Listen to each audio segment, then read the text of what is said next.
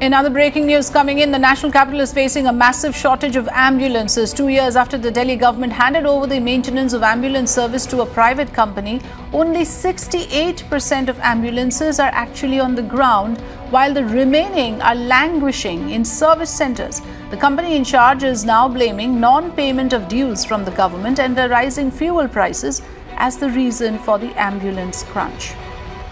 Aishwarya Paliwal joining us live on this. So Aishwarya, this is an ambulance crunch in Delhi, and there are a number of stories we have reported here on Mirror Now of how patients have had to be carried on shoulders by their relatives because of lack of ambulances in government hospitals. So this should come out as an eye-opener that there is a real crunch and the government is responsible for addressing this issue.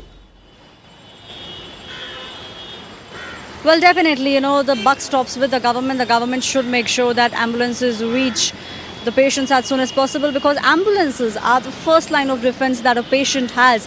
What's known as the golden hour, the hours right after, right after something happens, if you meet an accident, right after that, those hours are crucial, known as the golden hours.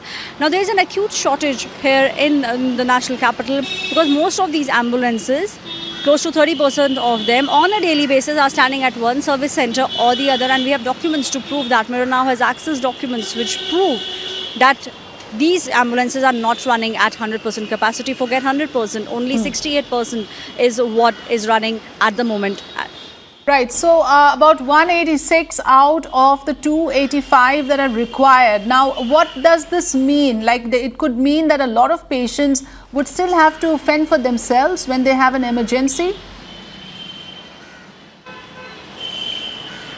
Well, definitely, this is what this means, that most of the patients will have to fend for themselves. Also, there have been instances in the past, and we have spoken with a couple of patients, also spoken with a couple of drivers who drive these ambulances. They told us that there have been instances where in the past, one ambulance broke down with a patient. They had to call another ambulance, and then the patient had to be transferred from one ambulance to another. Now, this is extremely dangerous. As I said, golden hour, that's really crucial. Once you shift a patient from one ambulance to the other, there are many things that can go wrong. Also, a lot of people told us, and we have seen photographs of how not all these functioning ambulances are equipped with essential things like stretchers. Some of the ambulances don't have adequate amount of oxygen. So clearly, all these things point towards the fact that the national capital is right now facing a shortage of ambulances, and those which are running are not fully equipped. 68% of the total capacity is currently active. The rest are out of service. Thanks for joining us, Aishwarya, with your inputs.